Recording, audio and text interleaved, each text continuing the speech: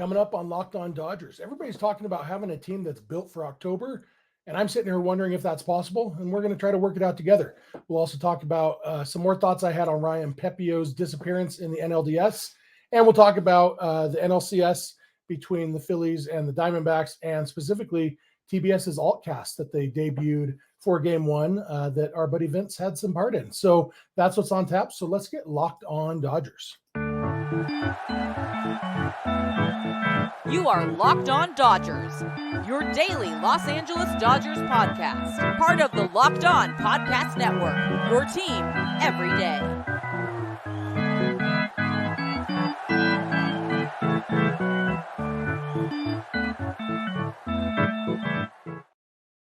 Hey, Dodger fans, this is Locked On Dodgers, part of the Locked On Podcast Network, your team every day. Thank you for making Locked On Dodgers your first listen every weekday morning.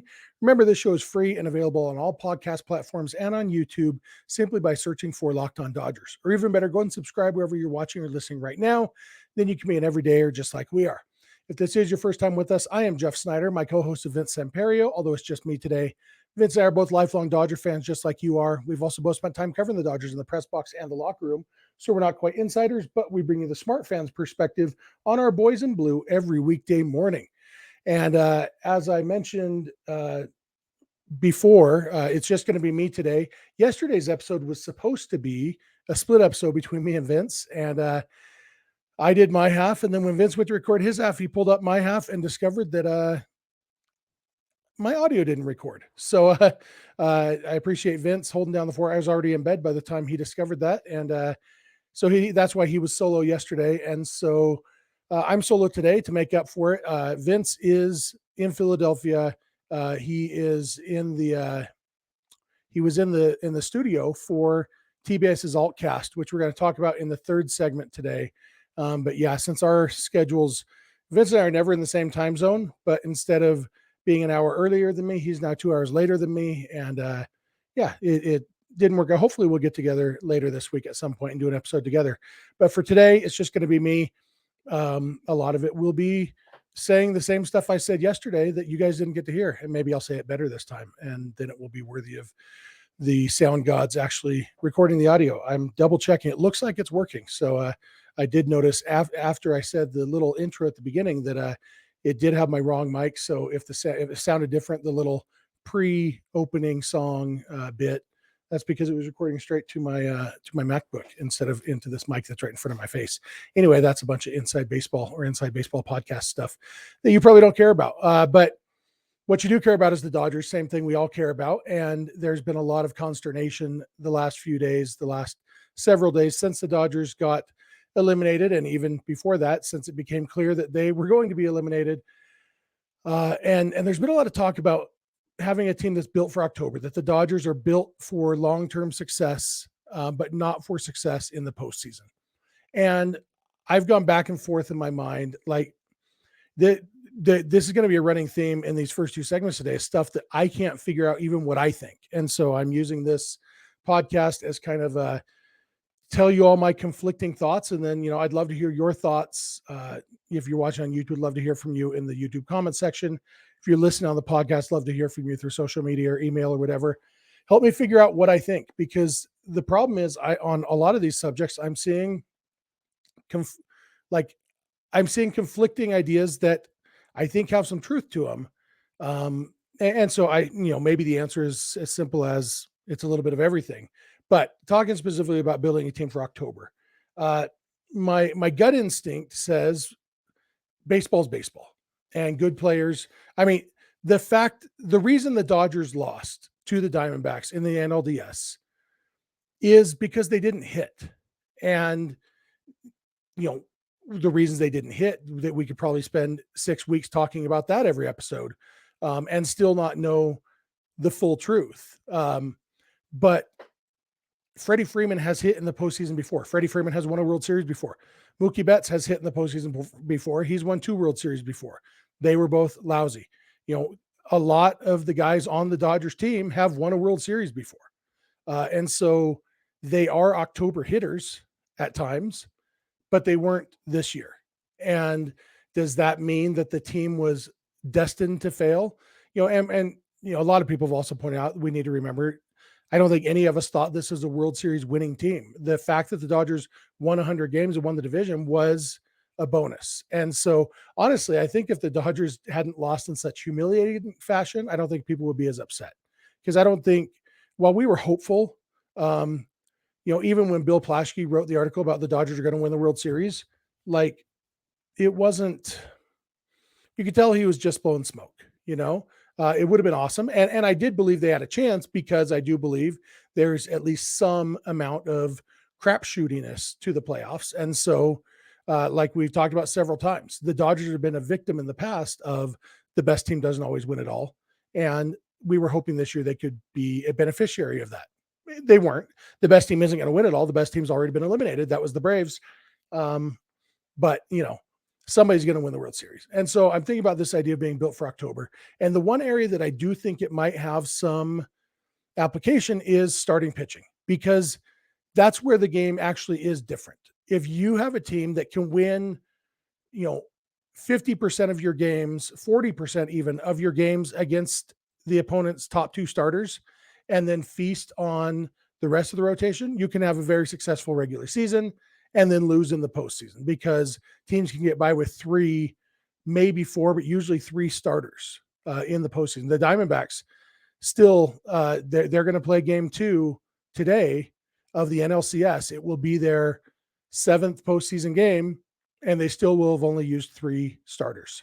And that'll get them through game 3 at least. I'm not sure what their plan is for game 4, but at least their first 8 games, they're only going to use 3 starters. And so that's where the game gets different. And so if you can stack your team with elite starting pitching, I do think that could give you an edge in October.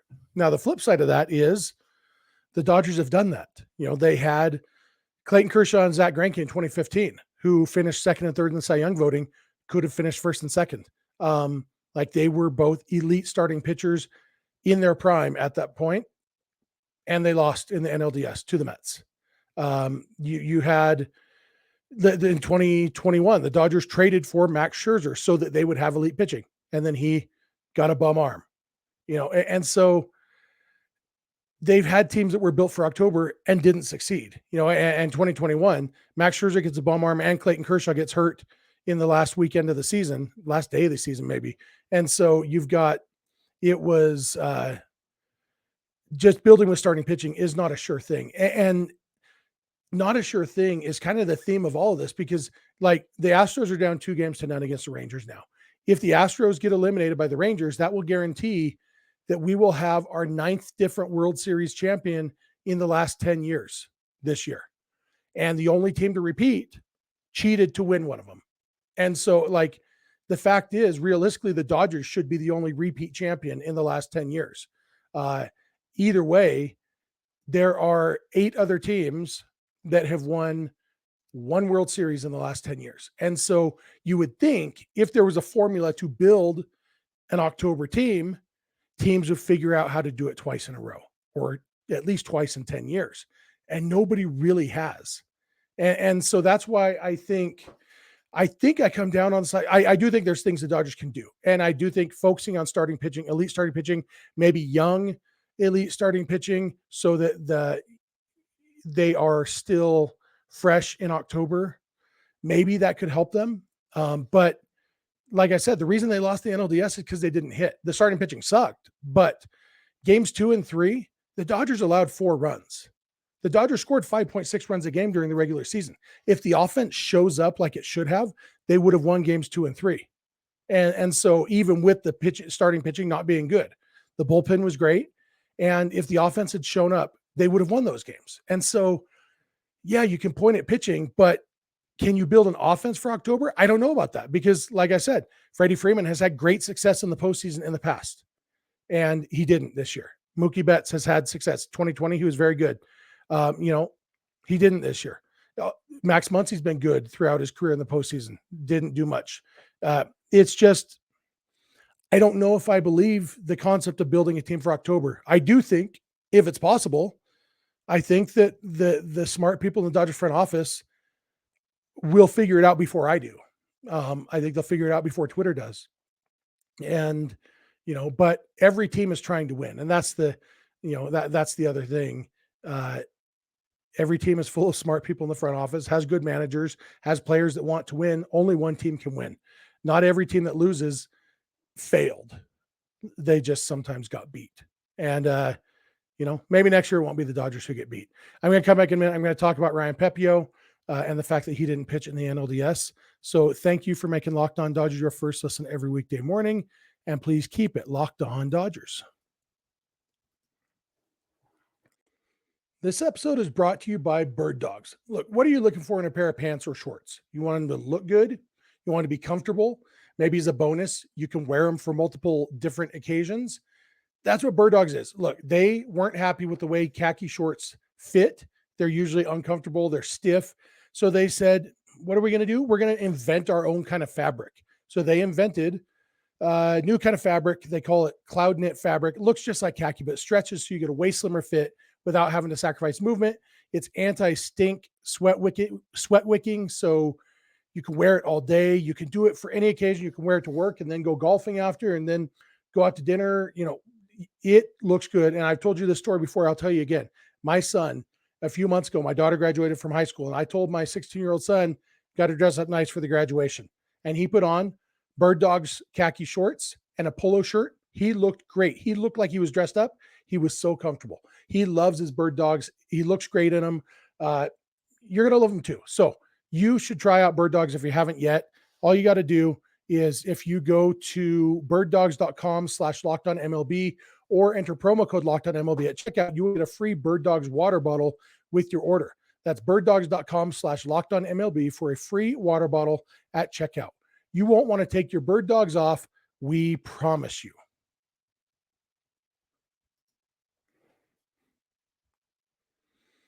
Hey, I'm back. I want to thank you for making Locked On Dodgers your first listen every weekday morning. Especially want to thank our everydayers, those of you who are with us every weekday morning. Want to remind you, Dodger season's over, but you can still catch the playoff games on SiriusXM or the SXM app. All the games, because they don't really have much overlap anymore. You can probably catch them all on SiriusXM channel 89, which is MLB Network Radio. You can also get them on the SXM app. Just search for MLB or the name of one of the teams is playing. It's real easy. You can also listen to this podcast on the SXM app by searching for Locked On Dodgers. And again, if you're watching this on YouTube, love to hear from you, the YouTube comment section. If you're listening on the podcast, I'd love to hear from you through social media or email or any of those ways. With all of that said, I want to talk a little about Ryan Pepiot. Another thing there's been a lot of talk about, and this is another thing that I don't know exactly what I think because there are conflicting things that I believe are true, even though they are basically diametrically opposed to each other. Ryan Pepiot was the only pitcher not to pitch for the Dodgers in the NLDS. He was, arguably, definitely one of their two best starting pitchers, quality-wise, as far as how well he pitched. There's no guarantee. And one thing to remember is Bobby Miller was very good this season too. And then he really, really struggled in the NLDS. And so there's no guarantee that Pepiot would have done better. But there are a lot of questions about why he didn't pitch. The plan was for him to piggyback Lance Lynn in game 3. And when Lynn did implode, they went to Michael Grove and then they went to everybody else except for Ryan Pepiot. And there's a lot of thoughts about that. And I do believe that probably their plan was to try to use Pepiot in a piggyback role if it made sense. But I also think, and I think this anyway, I think maybe they weren't actually sold on Clayton Kershaw pitching game 4 if they had gotten to game 4. And this is where the conflicting ideas come in for me, because you've got, the fact is you have to win game 3 to even have a game 4. And so it's all hands on deck in game 3. And because if you lose that game, the season's over, there's no point saving anything for game 4. I believe that. But I also believe if there's something you can do that gives you a 10% better chance of winning game 3, but it decreases your chances of winning game 4 by 20 or 30%, do you weigh those things? Like, for example, it wouldn't have done any good to win game 3 if they had no confidence and were going to get blown out in game 4. whether Kershaw wasn't going to be available or they were, if they didn't have a game plan for game 4, then winning game 3, other than, hey, we feel a little bit better that we didn't get swept, it doesn't actually help you any. And so I can see an instance where they could be thinking, okay, if Pepiot gives us a much better chance to win game 3, we'll go with him. But if he doesn't drastically increase the chances of winning game 3, let's hold him back for game 4. Because if we can get to game 4, we'll have a better chance then.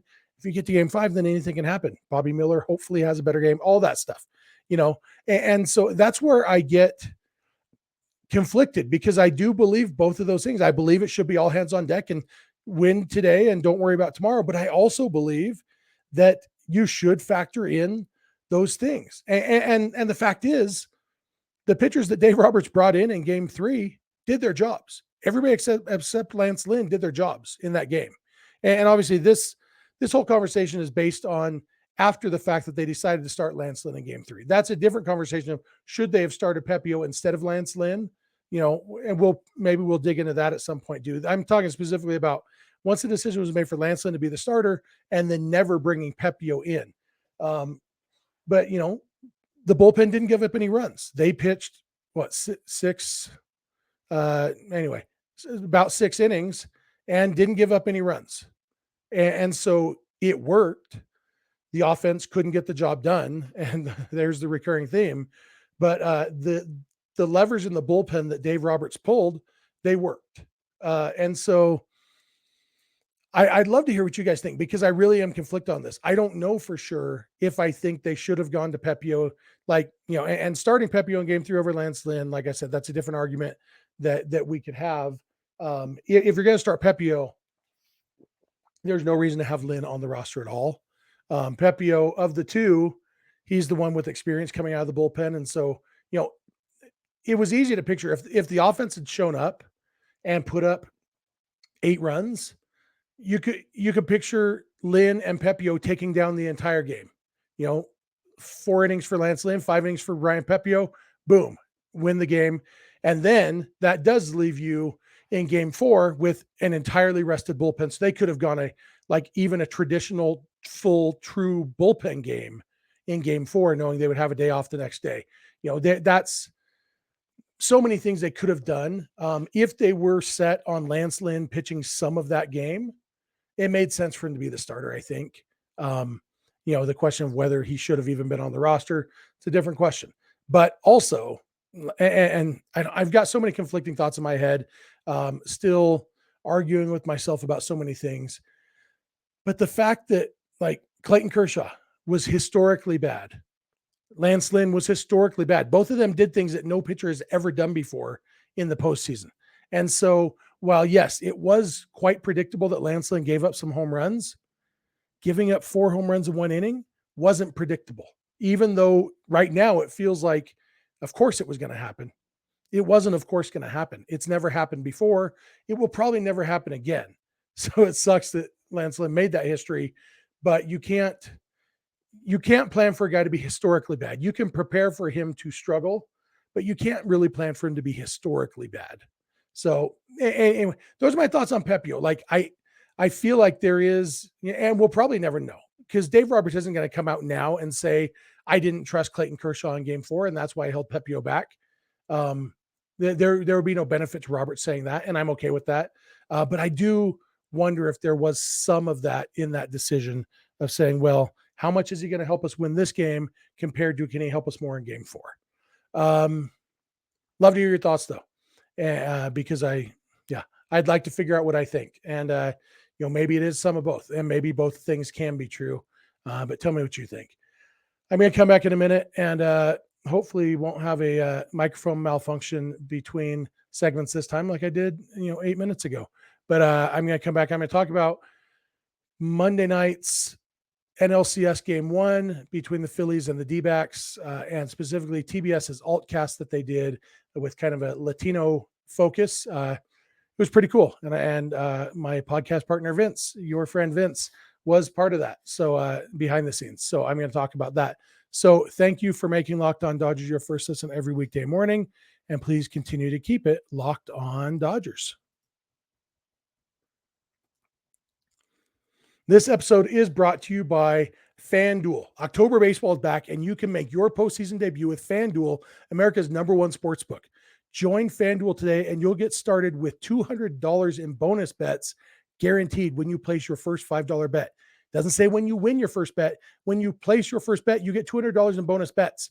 They're giving you $200. Just visit fanduel.com/lockedon to create your new account. Then you can get in on the action from the first pitch until the final out.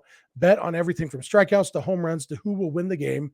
And if you don't want to wait the whole game to get a W, you can predict what will happen in the next at bat with quick bets. So head on over to fanduel.com/lockedon right now. Step up to the plate this postseason with $200 in bonus bets guaranteed. Make every moment more with FanDuel, official sports betting partner of Major League Baseball. Hey, I'm back. I want to thank you again for making Locked On Dodgers your first listen every weekday morning. Remember, check out SiriusXM and the SXM app to catch all of the playoff games and to catch this podcast by searching for Locked On Dodgers. And thank you to our everydayers. If you're not an everydayer, become an everydayer just by watching or listening every weekday morning. And of course, if you have friends or family who love the Dodgers, please tell them about the show. Maybe they will like it too. So no more Dodger talk for today. Be talking about those other teams that are still playing baseball, who haven't had the decency to realize that it's the offseason now. Postseason's still going on. And the NLCS should have been happening in LA, but instead, Game 1 happened in Philadelphia between the Diamondbacks and the Phillies. And the Phillies won. It was 5-3. I mentioned earlier, by the way, the Rangers beat the Astros 5-4. So they're up 2-0 in the ALCS. And both of those games were in Houston, so the Rangers have a big advantage there, heading home up 2-0. The Phillies won the first game 5-3, jumped out to a 5-0 lead, looked like it was going to be a runaway. The Diamondbacks did a good job sticking around, but never, they didn't even get the tying run on base. They maybe should have in the ninth inning. They had a runner on first, and then a batter took what probably should have been ball 4, but the umpire called it strike 2, and then he didn't do a game-ending double play on the next pitch. But I watched the ALTCast. I started on the regular TBS broadcast, and I have this strange allergy that it makes my ears bleed when I hear Ron Darling talk. It's, national broadcasts are always, I've talked about this before. Nobody likes national broadcasts if you're an actual fan of one team, because it always feels biased. We get used to watching actually, pro our team broadcasts all year. So when we watch a neutral broadcast, it feels anti our team. And it's not as bad when you don't have a dog in the fight, when you don't care who wins so much. But still, I don't care much for Ron Darling's analysis. And so I started there, and then I remembered that my friend Vince, my podcast partner Vince, his day job is with Bleacher Report, specifically BR Walkoff, and they are, part of this TBS ALTCast that they did. And so I launched the what used to be called HBO Max, now it's just called Max, that app on my Apple TV, and I watched the ALTCast for the last 7 innings of the game. And it was Alana Rizzo was hosting with a panel of current or former Major League Baseball players, all of whom are Latino. You had, for the whole time, you had Nestor Cortes, whose parents are from Cuba. You had Yonder Alonso, who I believe is also Cuban. And you had Kiké Hernandez, who's Puerto Rican. And then in addition, you had Pedro Martinez, who's from the Dominican Republic for a while. And you had Albert Pujols, who's also from the Dominican Republic for a while. And so those 5 players, plus Alana Rizzo, made up this ALTCast. And, I was texting with Vince. Vince was there in the studio. He's doing his social media stuff from, on site, tweeting out highlights from their broadcast and just kind of doing what he would have been doing from home anyway, but being there. And a cool experience for him. And I felt like even if I hadn't been interested in the broadcast, I would have watched it to support him. And I was very, very pleased with how it was, because, when you have that kind of angle or gimmick or whatever you want to call it, that it is a Latino flavored broadcast. That Fox has done those, and maybe ESPN's done. Well, ESPN does the A-Rod and Michael K broadcasts, and they've done the, but there's been the stat heavy postseason games on Fox, I think, and so there's always these angles and gimmicks, and it's a hard balance to strike when you're trying to do a broadcast like that, for a lot of different reasons. One of them is simply you have these people on the screen the whole time, in addition to having the game on the screen. It did make me wish I had a bigger TV. I don't have a crazy big TV in my living room. I don't want the TV to be, the thing in there. And so we've got a 42-inch TV. It's perfectly fine for what we need.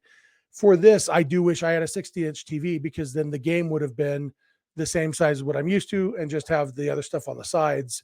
But beyond that, I was really pleased because, and this is the point I started to make earlier. I'm almost to the end of that sentence that I started 3 minutes ago. Sometimes the gimmick can overtake the broadcast. And what I liked about this is that it was a baseball broadcast with a Latino flavor, rather than a Latino broadcast that happened to have a baseball game going on in the background. Like, these are ball players. They are talking about baseball. Kiké Hernandez is wicked smart talking about baseball. Very, very smart guy. A little too smart for his audience at times. He tried to make a very subtle joke, and he had to repeat it 3 times before Yonder Alonso got it. I don't think that Alana or Nestor ever got it.